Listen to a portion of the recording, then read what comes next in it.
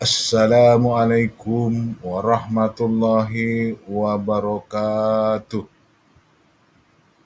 Pendidikan Profesi Lapangan PPG PAI Bek 2 dalam jabatan tahun 2024 LPTK UIN Sumatera Utara Medan Anwar Mahrub Siregar SAG dengan model pembelajaran Project Based Learning PJBL.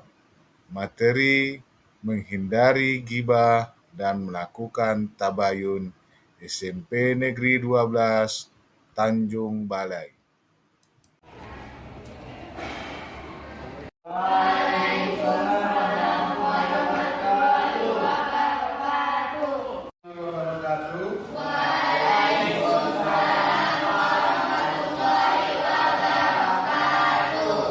Apa kabar anak-anak sekalian?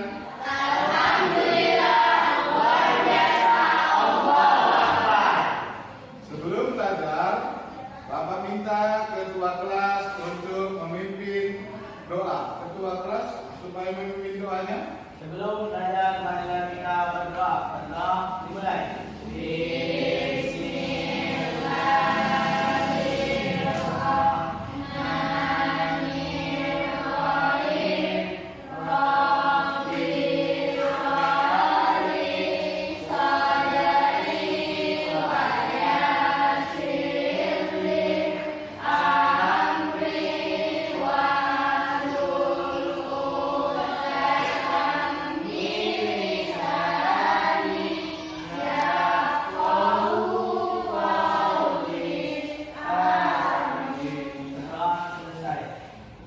Doa kita tadi, insya Allah akan mempermudah kita dalam menerima pembelajaran nantinya.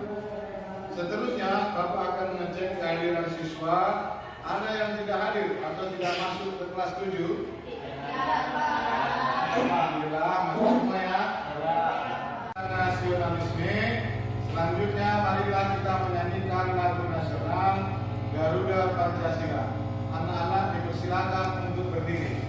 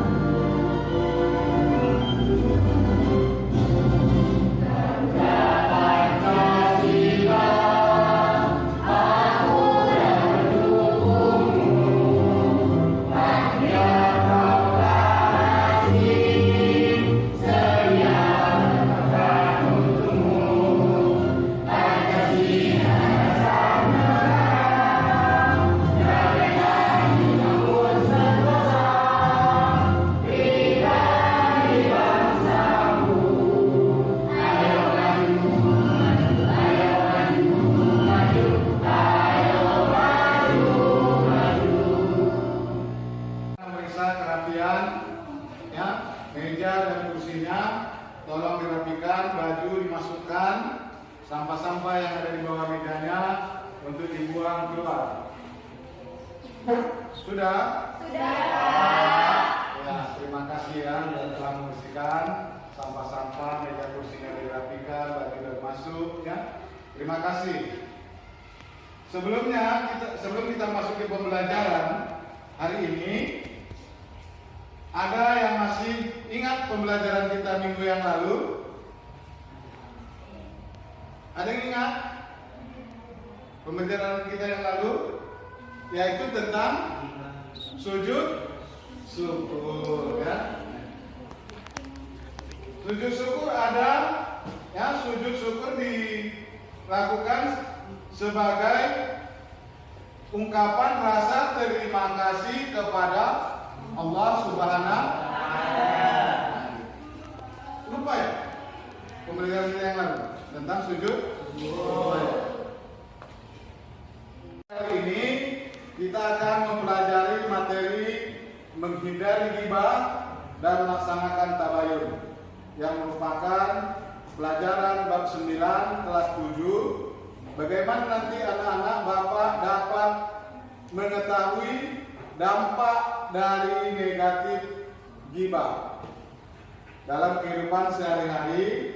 Kemudian nanti Bapak akan juga mampu untuk membedakan mana itu opini maupun itu ghibah, mana itu fakta, dan menentukan sumber berita yang kredibel.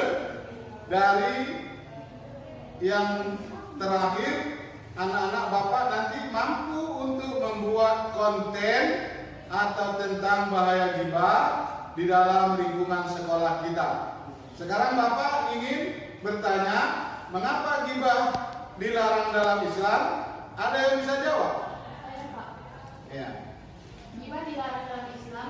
Yang pertama, memicu perselisihan sosial. Yang kedua, melanggar kehormatan orang lain. Yang ketiga, disebut sebagai perbuatan menjijikkan karena akan memakan bangkai saudara sendiri, seperti yang dijelaskan oleh surah Al-Hujurat ayat 12. Yang keempat, merupakan dosa besar yang akan dipertanggungjawabkan. Yang kelima, mengotori hati, mencerminkan hati iri, dengki, dan kebencian, Pak. Ya, bagus. Teman kita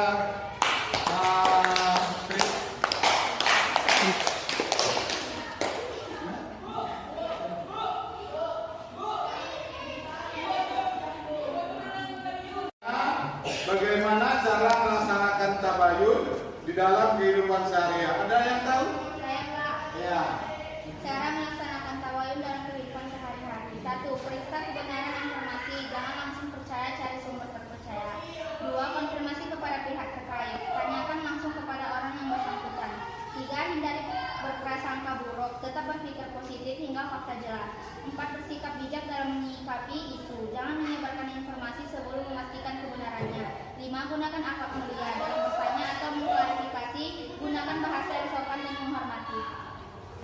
Pembelajaran kita pada hari ini, ya, ada di slide. Kita lihat bersama-sama tujuan pembelajaran kita. 1. Peserta didik memahami makna ghibah dan tabayun berdasarkan Al-Quran dan hadis. Ya. 2. Peserta didik mampu menjelaskan dampak negatif ghibah terhadap hubungan sosial dan pentingnya tabayun sebagai solusi komunikasi Islam. Yang ketiga, peserta didik mampu menganalisis kasus dalam kehidupan sehari-hari terkait ghibah dan tabayun.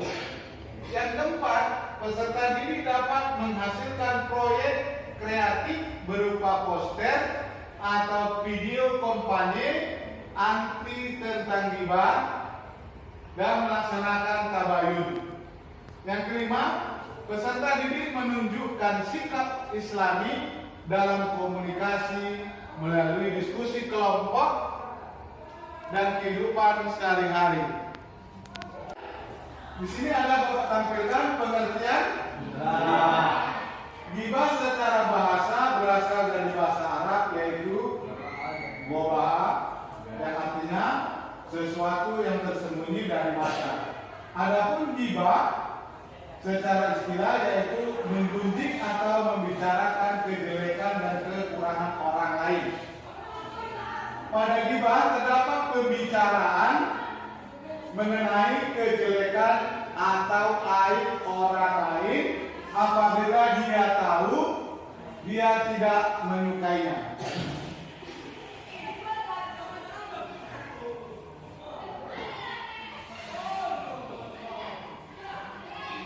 Landasan dalil larangan ghibah.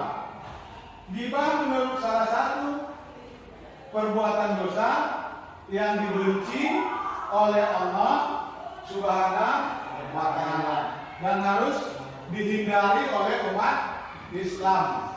Ghibah diibaratkan memakan daging saudaranya sendiri yang telah mati.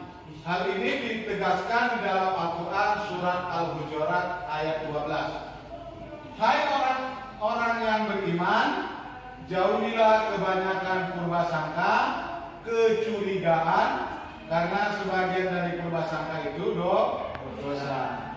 Dan janganlah mencari-cari keburukan orang lain, janganlah menggunjing atau sesama lain. Adakah seorang di antara kamu yang suka memakan daging saudaranya yang sudah mati?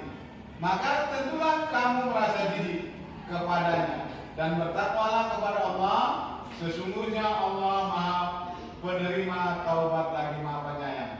Dalam hadis riwayat Tirmidzi, Rasulullah Shallallahu Alaihi Wasallam bersabda, barang siapa menahan ghibah terhadap saudaranya, maka Allah akan menyelamatkan wajahnya dari api neraka pada hari kiamat. Itulah menurut hadis riwayat Tirmidzi.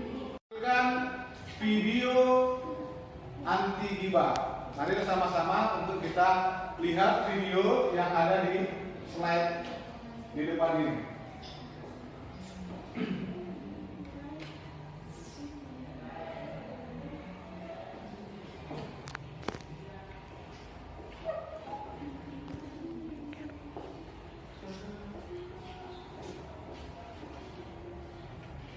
Ada satu hal yang sangat susah kita cari saat kita sedang berkumpul dengan teman-teman.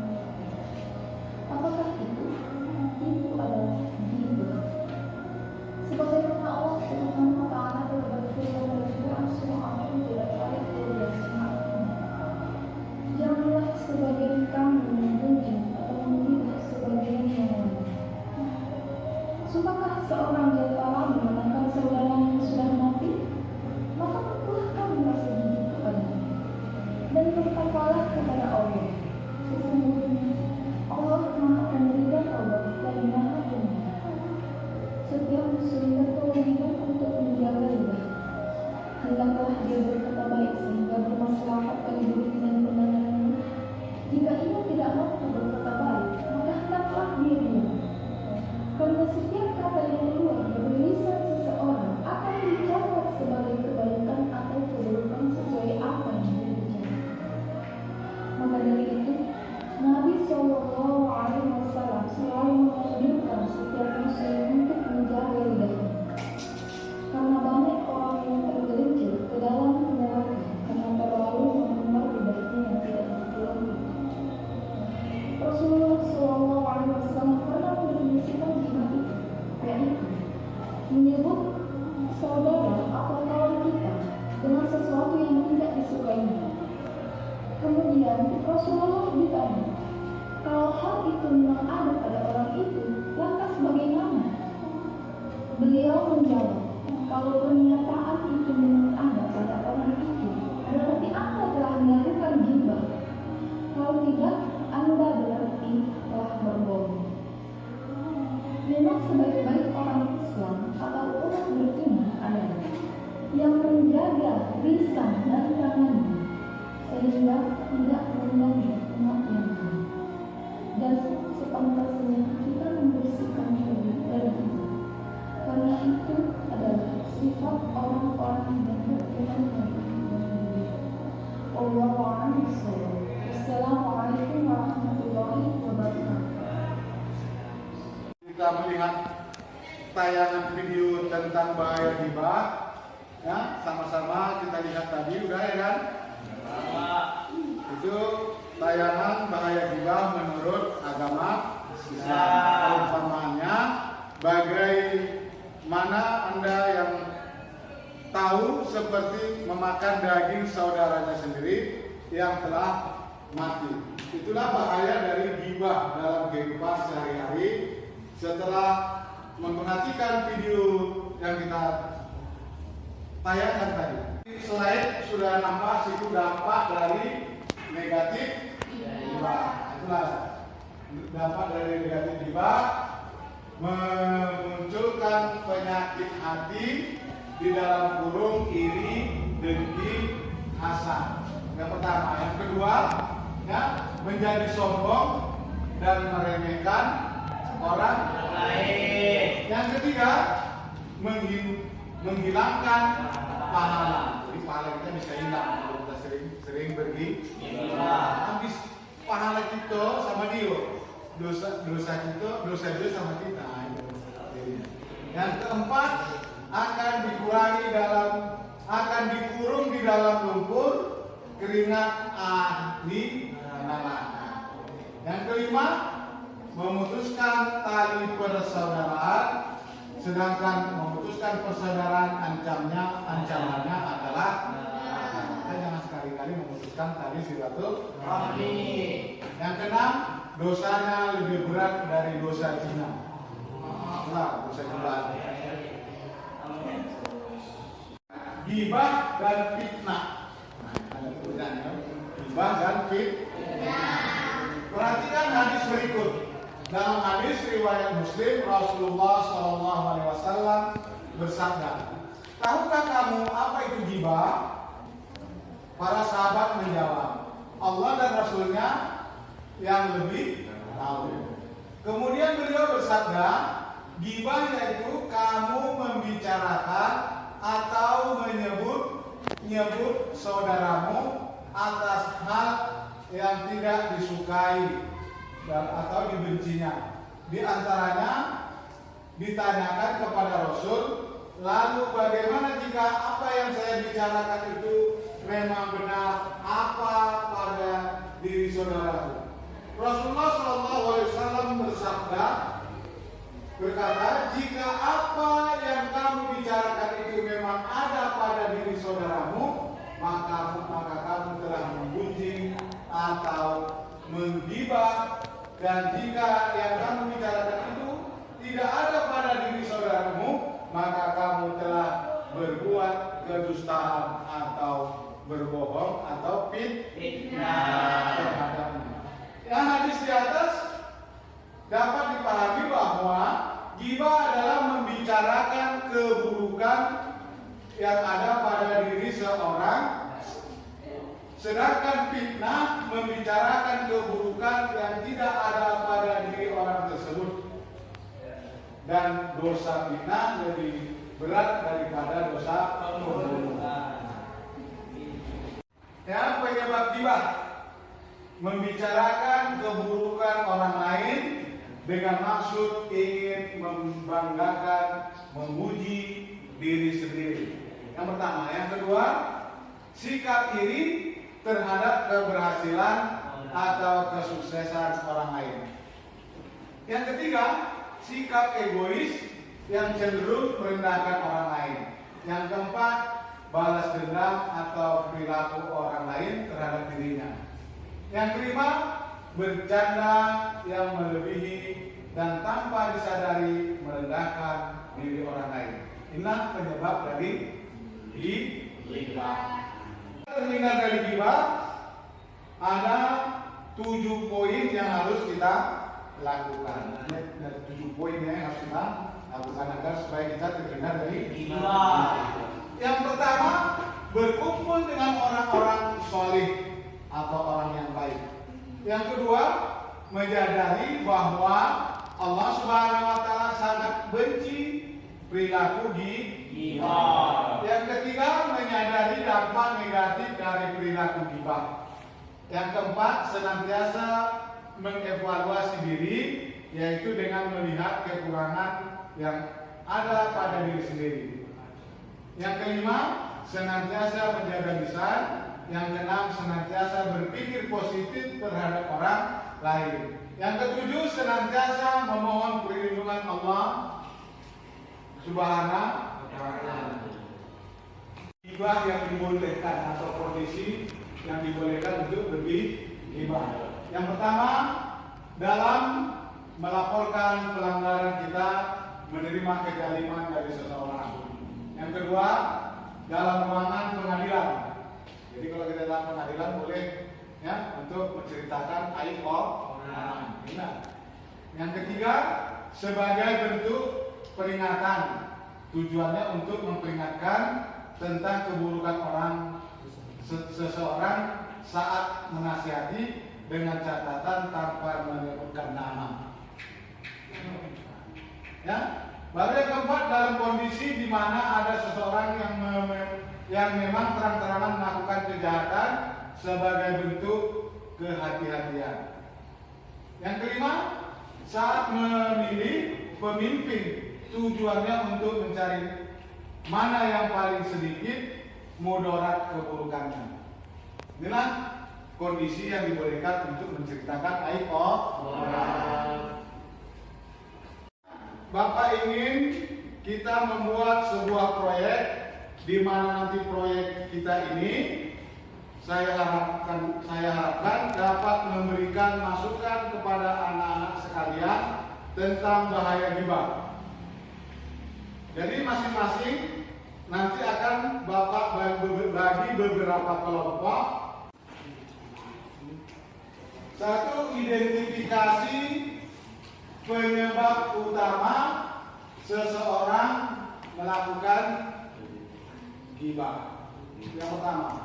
Yang kedua, diskusi solusi untuk menghindari perilaku ghibah. Ya, sekarang kelompok tiga. Kelompok pajak. Kelompok ketiga, tugasnya yang pertama, buatlah slogan dan ide kreatif untuk kampanye anti ghibah. Yang kedua, bahas cara penyampaian pesan anti ghibah di sekolah atau di masyarakat. Ya, itulah materi diskusi kita pada pagi hari ini untuk anak-anak sekalian untuk mengerjakan tugasnya.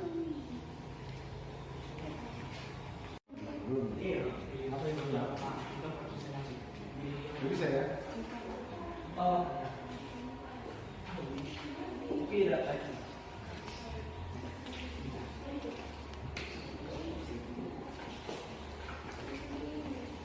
Udah ya?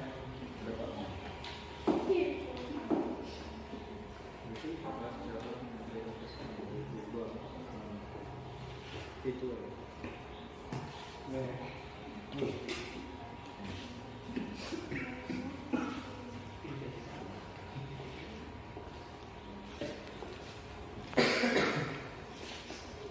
Diskusi tentang kampanye anti ghibah, ya, masing-masing kelompok untuk mempresentasikannya ke depan kelas.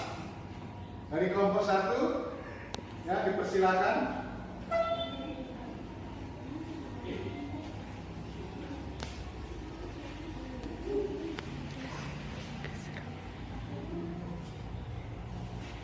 Assalamualaikum warahmatullahi wabarakatuh.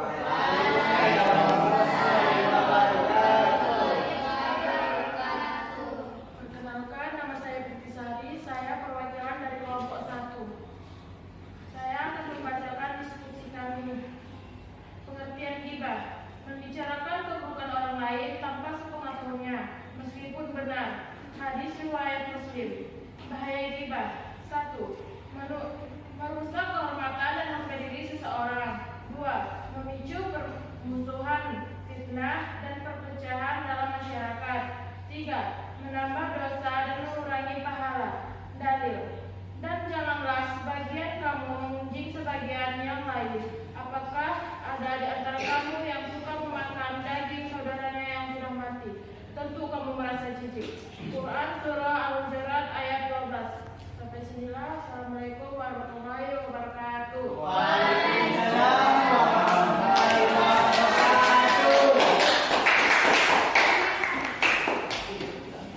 Ya, itulah yang telah disampaikan hasil diskusi dari kelompok 1. Sekarang kita masuk ke kelompok 2. Disampaikan oleh kelompok 2. Suci Hafijah ya. Hah? Suci Hafijah. Assalamualaikum warahmatullahi wabarakatuh. Perkenalkan, nama saya Nur Hafizah. Saya perwakilan dari kelompok 2.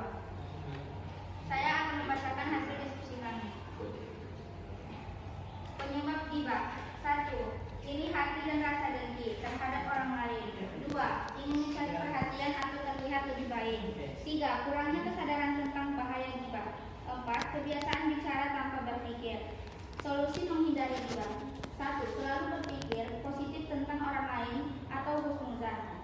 2. Mengingat dosa atau azab ghibah. 3. Mengalihkan pembicaraan ke hal-hal yang bermanfaat. 4. Memperbanyak zikir dan menjaga lisan. 5. Bergaul dengan teman-teman yang memiliki akhlak baik.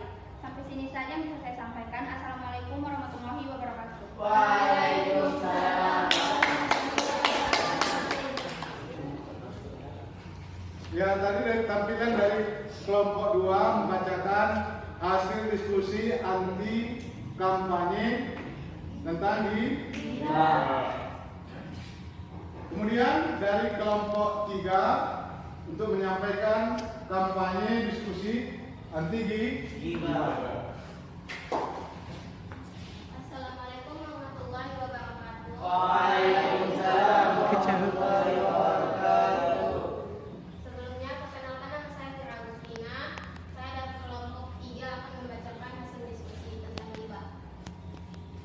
Buat slogan dan ide kreatif untuk kampanye anti ghibah. Slogan untuk kampanye anti ghibah: 1. Jaga lisan, hindari ghibah. 2. Bicara baik atau diam, pilihan ada di tanganmu. 3. Stop ghibah, bangun persaudaraan.